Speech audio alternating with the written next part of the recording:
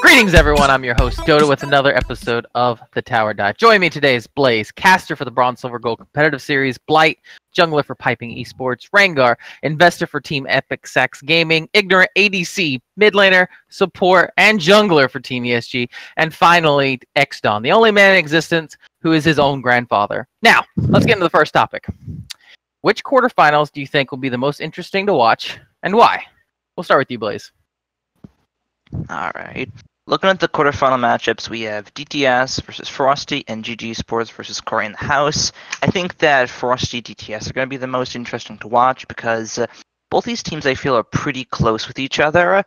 As to where GG Corey, I think, is a pretty relatively straightforward matchup for GG. As to where Frosty DTS, not as much though. And I think it's very up in the air as to who could win it. Okay. I like it. Blight. Yeah, personally, I also think that the DTS Frosty matchup is going to be most interesting to watch, and because, well, DTS tend to either stomp or get stomped, so it just depends on whether they can snowball. And Frosty, mid-season, were very good. They've kind of fallen off a little bit lately, but if they can bring it back mid-season, it'll be a pretty close match, I think.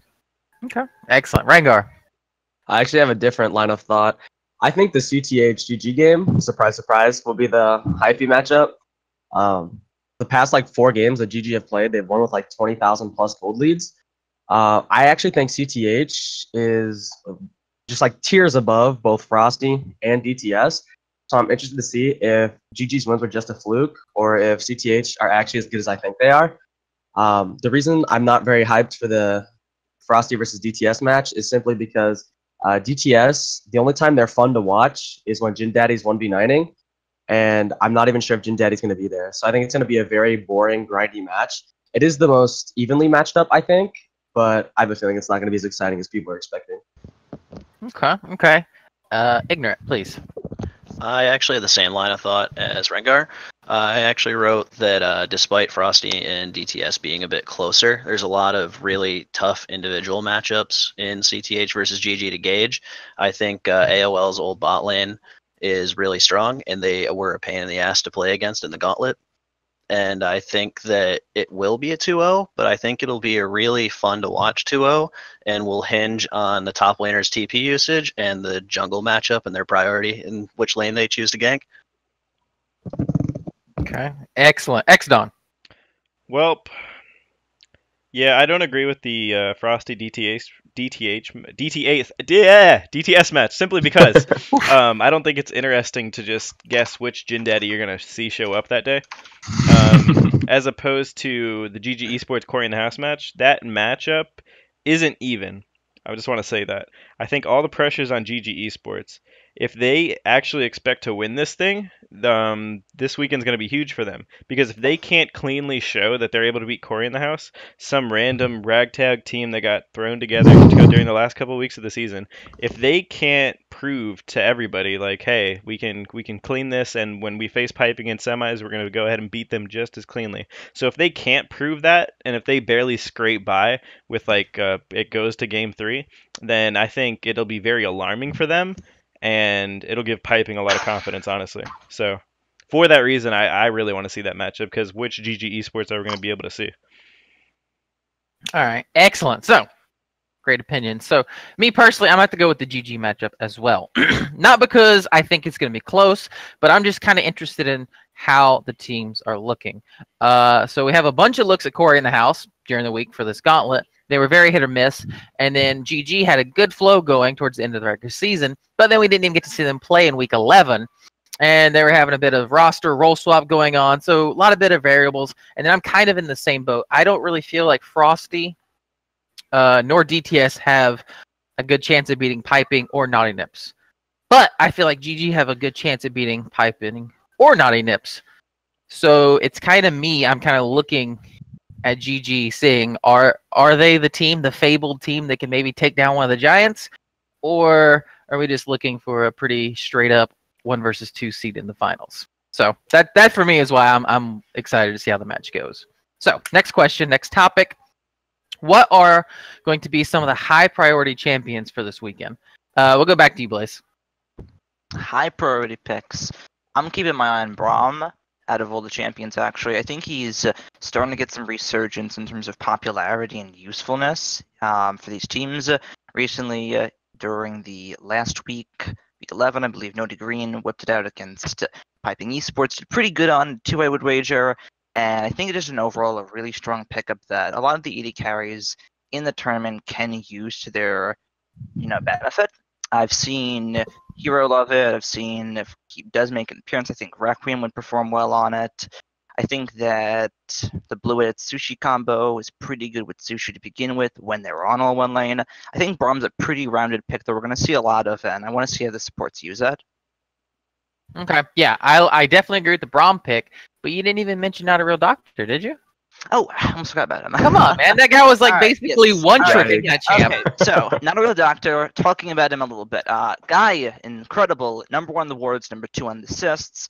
I think he's also going to perform pretty good on the Braum pickup, depending on how Novex Frost decides to round out the bottom lane. I think he's a pretty strong AD carry, but I'm not sure how he compares with the rest. Yeah, can't be forgetting about the one trick Braum, man. Come on. All right, Blake, up to you. I've got a couple champions that I selected. For my first one, I chose Swain because, it's just broken. He's got a very weak early game, or not very weak, but if you can survive past the early game, you're basically set the rest of the game.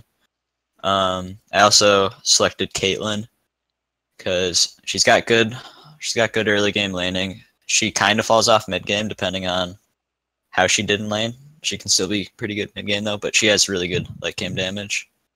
Galio, good tank all around.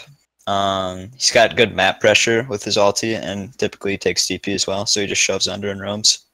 And Trundle, because he's very good at split pushing. He's really popular in the jungle right now at high levels of gameplay because his support build's really good with Zekies and Knight's Vow. And he just completely nullifies one hyper tank and becomes a hyper tank in return. Yes, yeah, I love that about Trundle. You pick Trundle into super tanks, and then they are not super tanks anymore. Rangar, hear your thoughts. I think there's going to be 3 big ones. The first one I think is going to be Kaisa, just in the overtuned state she's in right now. She's very strong, and even if they mess up early, she's always going to come around mid to late, and she really covers up a lot of the blemishes of the rest of the team. So on a good AD carry, it can really make or break a game. And then my last 2 are junglers, Sej and Zach. I think Sej, even though she's much worse, will probably be the most contested champion in the entire quarters, just because even though nobody in the league is really good at it right now, she is the most popular jungler. We see her game after game. It's either picked or banned. And the better version of that, I think, at least what we've seen people perform better on, is Zach. And so I think Zach will be coming up big, especially if Sejuani keeps getting picked. Zach's also a good counter pick, so. Yeah, for sure. Super tank, tons of CC, always good in the gold and blue divisions. Ignorant. Yeah, it'll be mostly just a refresher of what everyone else has said.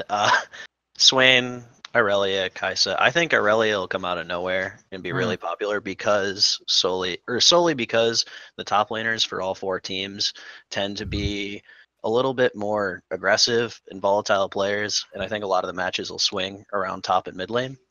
And I think Irelia, despite the hot fixes, is still pretty strong, and she was actually really tough to deal with in mid lane, oddly enough.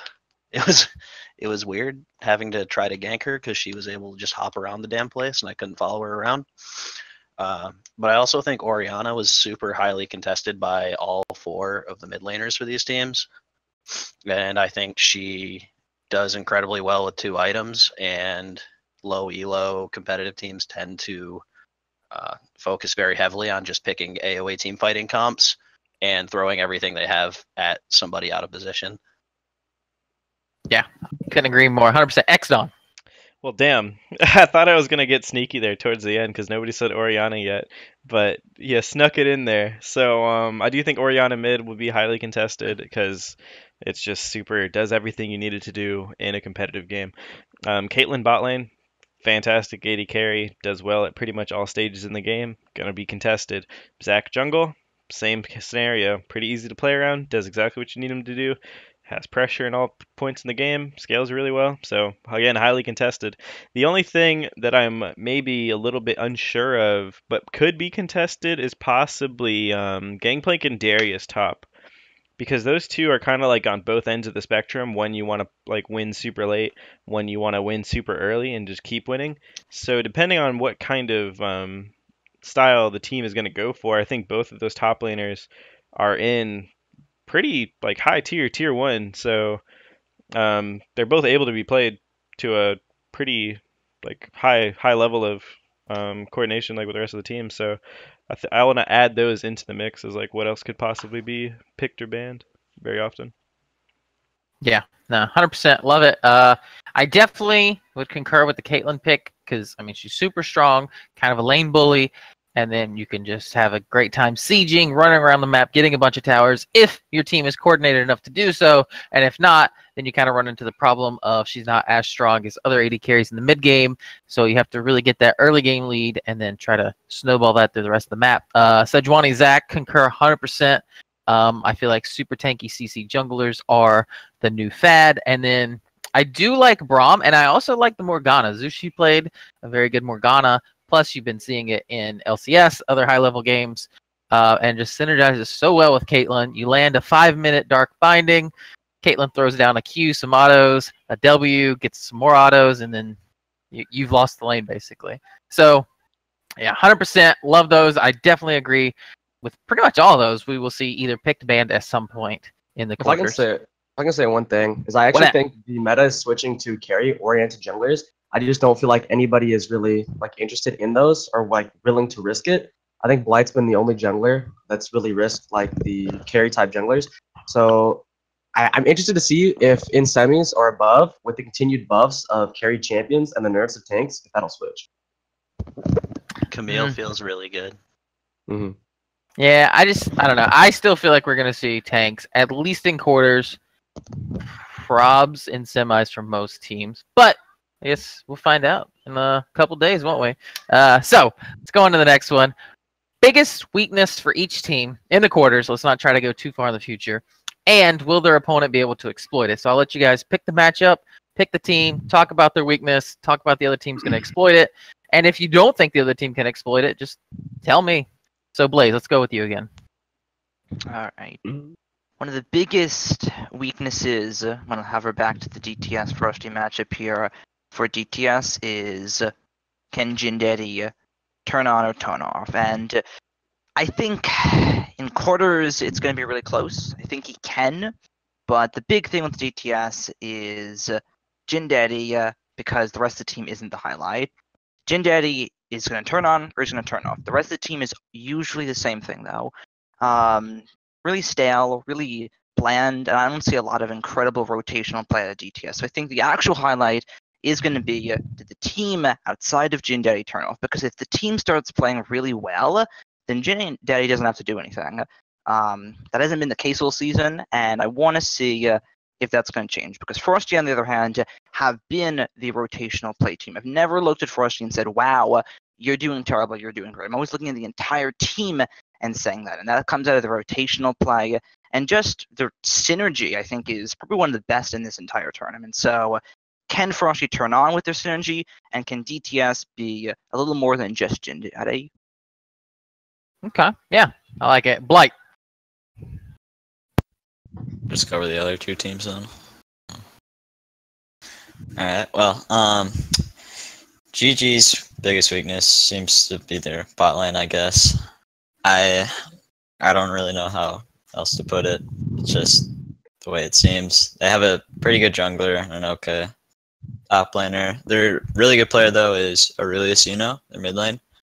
I think it is exploitable because it just really comes down to gameplay. You just have to outplay players that can be, I guess. That's the way to put it. And then CTH, biggest weakness, again, I just think it's players, probably their jungler and their top lane, if I had to choose, because I think they have a solid mid and bot lane. Yeah. Okay, so you think the top half of the map for GG is the weak half, not the bottom? I I think their bot lane's a little weak, honestly. Okay. Top two. All right. Trying to help you out here. No, I'm just kidding. Just kidding. All right, Rangar, please. I gotta disagree. I think our old bronze, now silver 5, almost silver 4 ADC Deer Whew. is probably gonna carry the entire series. Now that Rakan's back in the lineup too, I think our bot lane's actually looking okay. At least better than CTH's, or if not, they can go even because they've never really put a lot of emphasis in bot lane anyway. When we had the old roster, it was a lot of top lane focus and mid lane focus, and now that Flabby and Eric have this energy, I think mid is pretty much untouchable.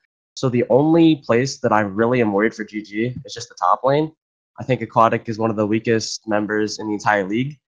But he has shown that in certain performances in the mid lane, he has come up in clutch moments. I'm just interested to see if that'll happen this game. I'm not expecting a lot, but I think if CTH really want to punish, the way isn't that bad of a top laner, and they're going to execute to the top lane, which they should. If I'm looking at the DTS versus Frosty Esports, if this was Frosty with the same roster from a couple weeks ago, I'd say they'd win hands down. It wouldn't even be close.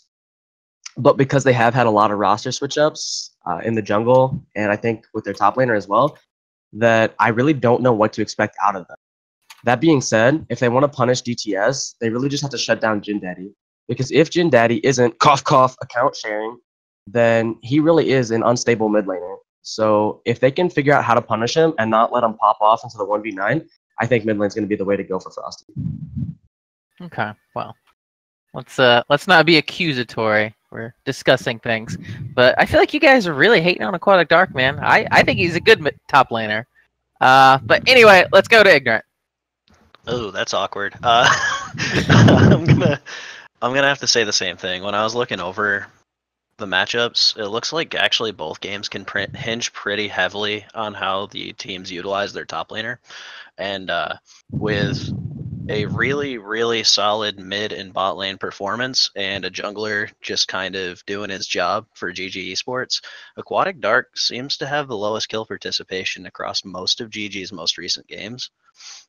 So I think keeping him out of the game, minimizing Xeno's roam potential, and not letting the mid and bot lane get snowballing, and just I think abusing Aquatic Dark is really their biggest chance, because Dewey is kind of also hit and miss, but if he's hit, my God, he's going off. So, and I think Law is very good at ganking for Dewey. I think his gank pathing top lane is pretty efficient. So, Excellent. X-Don. Yeah, I see the biggest weakness out of all of these teams. Every single team in quarterfinals is DTS. Somebody help their mid laner when Jin Daddy is facing them. 9 times out of 10, I just see Jin Daddy just walks up past his minions, past the enemy laner's minions, and he's just poking and he's harassing and he's denying all this waves, he's denying CS. Da da da da da da da. Oh god, Jin Daddy is the greatest mid laner in the game. But I feel like nobody ever tries to gank the guy. Like, he just has this aura around him, and it's just like, hey, we can't touch him. He's just gonna double kill us. We can't do anything. The champions he plays aren't gonna do that to you early. Zoe needs to get an item or two, and then she can do that 100%. Rise isn't going to do that early on. Like, he plays these scaling mid laners for the most part, and it's just like, give him like some pressure, give him some problems, so that way he can't just go ahead and physically abuse your mid laner, do whatever he wants, get his CS lead, and then all of a sudden he starts transferring leads, he's in your jungler's face, and then the game's over at that point. So if you give him pressure in lane, I feel like that is the biggest glaring weakness, and that's how Frosty can punish. Now, on top of that, though, with Shy Quinn probably not playing for Frosty Esports this week, I don't know if the person they have coming in is better. It's probably going to be a completely new player that we haven't seen before. But that could possibly be throw Jin Daddy off. Who knows? That could throw DTS off. It's a really big wild card. So I think in order to facilitate Frosty Esports ever gaining an advantage in the game, it's definitely going to be the early laning phase, and it's going to be centered around mid lane. Okay, excellent. So, all right, yeah, no, I concur.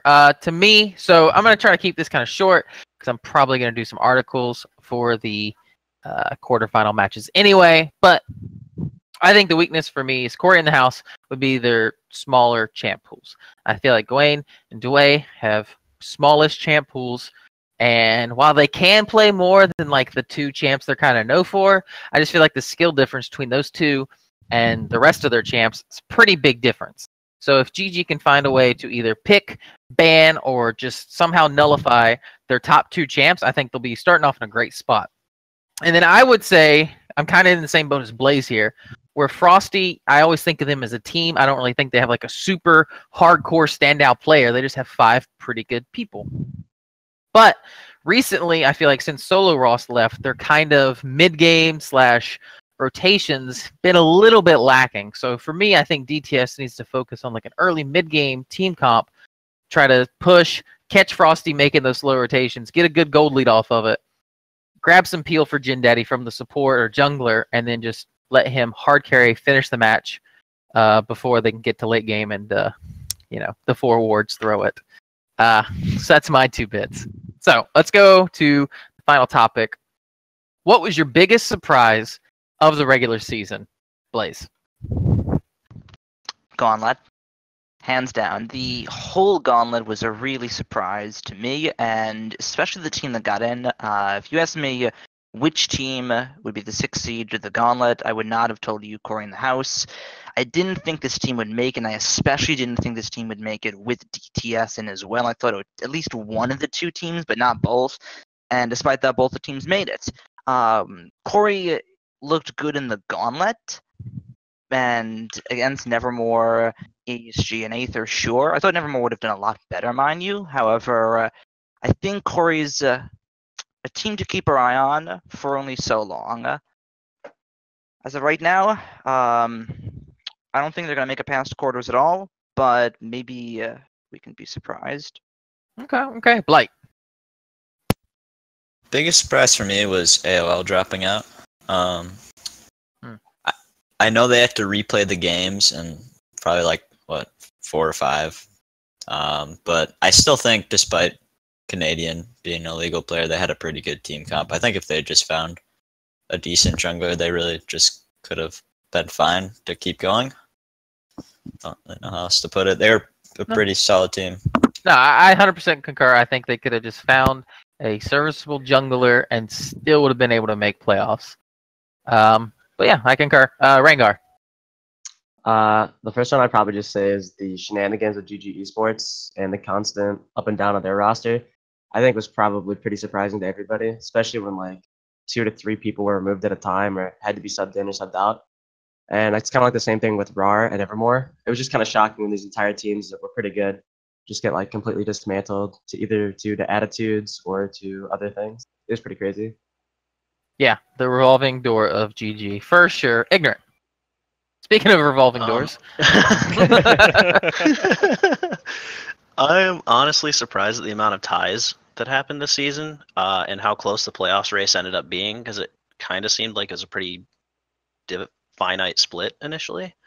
But yeah, all of us at the bottom weren't eliminated from playoffs contention until the final 2 weeks.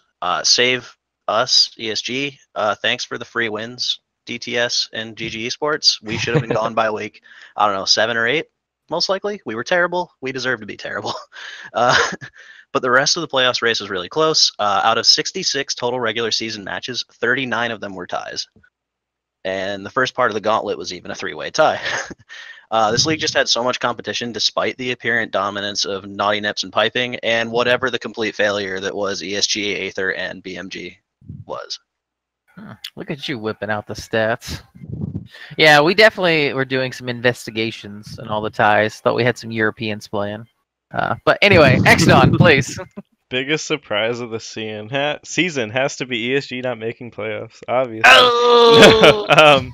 Now, jokes aside, though, if I'm going to be 100% honest, it would probably be Piping for me, because at no point in the season did I think they would be able to keep their reign at the top. So, I mean, I'd watch the games. It always would be like really hit or miss. It's like, which piping are we going to see today? Like the, oh my God, we win in 25 minutes, or the, what are we doing? God. But they still won. They still won every single game for like 7 or 8 weeks. And it was really, really entertaining to watch. So to me, that was just the biggest surprise. A team that we didn't see from season 1, a team that just came out of nowhere pretty much, and then just all of a sudden won the hearts of everybody because they never stopped winning, and they maintained first all the way up to the end of the season. And I mean, now they're already here in the semis, so that would probably be my biggest surprise. Is they never cease to amaze me. Blight, please sign my fridge.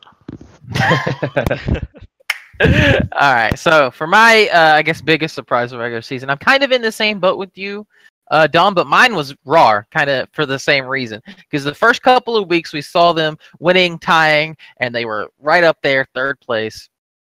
And I was kind of like, I feel like they shouldn't be there, but maybe I'm wrong. And then mid-season hit, and they started kind of slowly scooting down the rankings. I'm like, okay. And then we got towards the end of the season, and a bomb just went off, and they didn't win any games and didn't make playoffs. Is the script, Dota? It was the script, yes. Which was weird to me because I thought Raw would make playoffs. I did, because I think Sale and Kujiru, I believe, are decent carries. Koni-chan was a good top laner. I feel like if they could have just changed one or two things, maybe taken a flash instead of TP type deal, maybe they could have made top 6 instead of being on the sidelines for now. So those are my that was my big surprise, honestly, is that they went up higher than I thought they should, and then they ended up lower than I thought they should. They just couldn't hit the mark. So let's see. We got a couple minutes. Let's do quick rounds, predictions for Saturday, Sunday. Blaze, quick round. Quick round. I'd say pretty close 2-1 for Frosty Esports over DTS. I think the team works better for Frosty. And if we want to look at the Sunday matchup and throw that out there too, I'd say it's a pretty straight and clean 2-0 for GG Esports. Boom, like it. Blight. I'd agree with the 2-1 of Frosty over DTS, and yeah, I think it's also pretty straightforward for GG over CTH. 2-0 for GG? Yeah. All right, boom. Rangar. 2-0 for Frosty and 2-0 for GG. Ooh, I love it. Clean. Ignorant. I think 2-1 for GG, actually, and also 2-1 for Frosty. Oof, close matches. X-Don. Am I the only one that actually thinks DTS is going to win? Wow. All right, well, 2-0 DTS and 2-0 GG. Because I have to see the Owen versus Jindaddy matchup. I have to. Damn. I 100% agree, Don. I thought I was the only one. But it seems, as per usual, best spot in the West, in each other's minds. But I'm going to save my predictions, my little discussion on that for the Dota's Dimension. I'm going to be pushing those out tomorrow. Make sure you check those out in the Daily Duo. That wraps us up here for the special edition quarterfinals of the Tower Dive. It's been myself, Dota, Blaze, Blight, Rangar, Ignorant, and X-Don. Come check us out. We'll be streaming on Twitch TV /Duo Esports Saturday, 7 p.m. for the match. And then same thing, Sunday, 7 p.m. for the match. GG versus, or DTS, sorry. DTS versus Frosty Saturday. GG versus Corey in the House Sunday. Come check us out, guys.